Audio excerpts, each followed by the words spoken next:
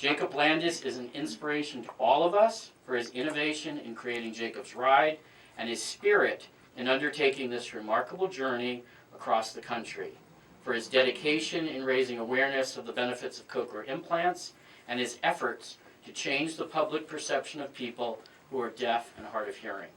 Jacob, we are honored to present you with the A.G. Bell Award of Distinction in recognition of your outstanding contributions to the field of listening and spoken language that have made a tremendous difference at both the local level in communities through the many children and adults that you have inspired, and nationally in shaping public perception of people who are deaf and hard of hearing and who listen and talk. On behalf of the Board of Directors of the Alexander Graham Bell Association for the Deaf and Hard of Hearing, I would like to present you with the 2014 A.G. Bell Award of Distinction.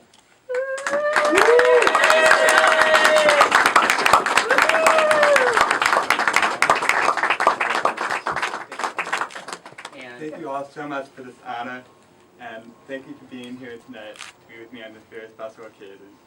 But I want to remind everybody that I was only on a bike ride for about 6 months, and I went to 30 baseball games.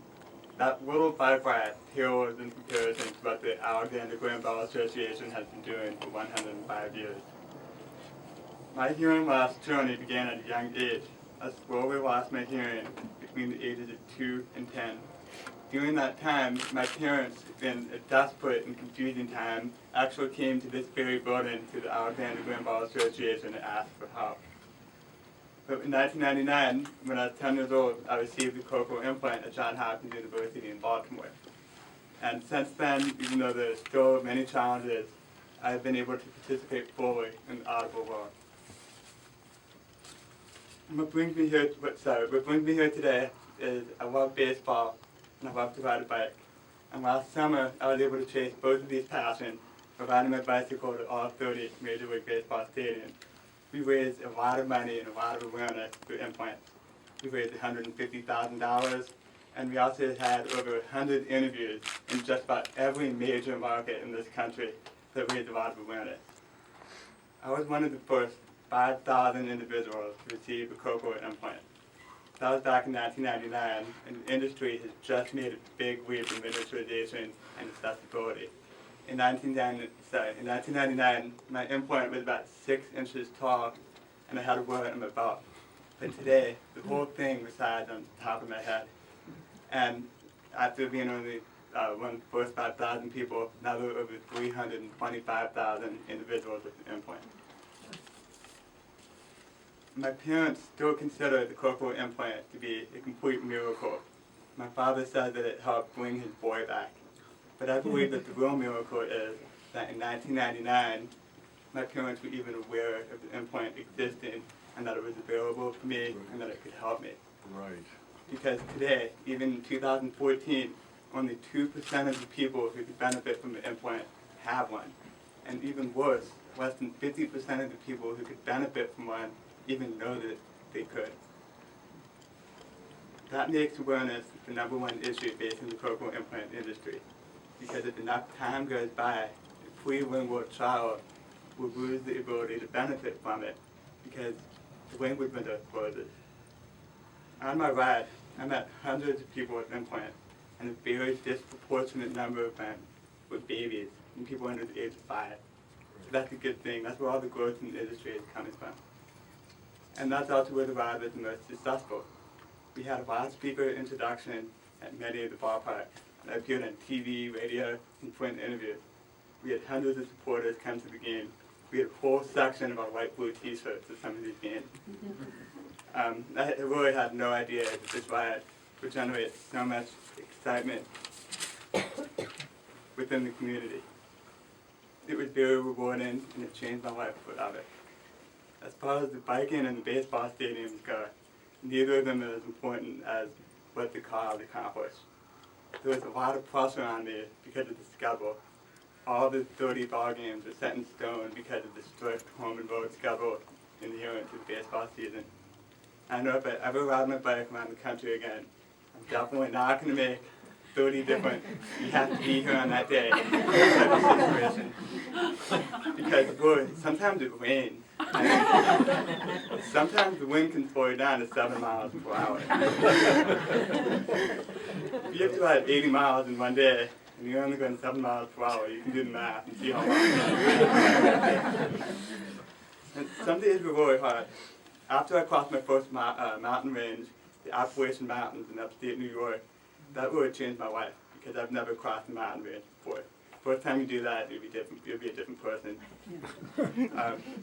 And then once I made it through the wind and the plains, which I had no idea how windy it could get every day.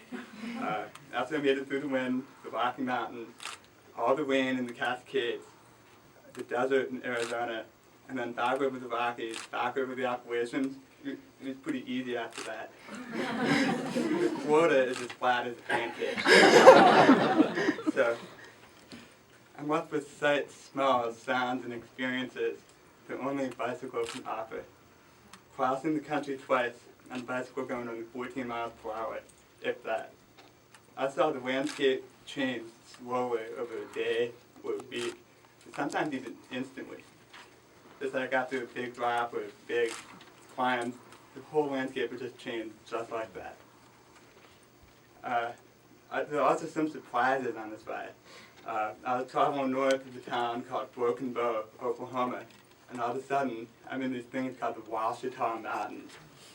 I have never heard of these things before, and I didn't know I was into mountains until I was halfway up the first hill. So it's such an important cause and such a challenging and ambitious bike ride. The baseball fan in me couldn't really get too excited about the ballpark. To continue the cause and to meet so many amazing people took all my excitement, and the bike riding took up all my energy. Riding a bike can kind of tend to make your consciousness very small, so I did not have a lot of excitement to see all the ballparks at that point. I didn't root for, I just kind of vaguely rooted for the home team in most of these ballparks, except for some obvious exceptions. I didn't root for the Yankees, and I did not root for the Red Sox. It was all about getting to the stadium that mattered, because then the ride and the cause could go on. The baseball games ended up being a very fun venue this summer that really brought the hearing loss and cochlear implant communities together. We sold over, how many tickets did we sell that? About 4,000. 4,000 tickets this summer for supporters. And as you probably know, he told us about it. I didn't finish the ride last September.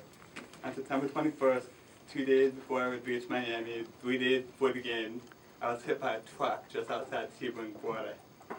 I had many injuries, cheekbone, my nose, the teeth, concussion, but today I'm back to work full-time and attending the University of Maryland University College.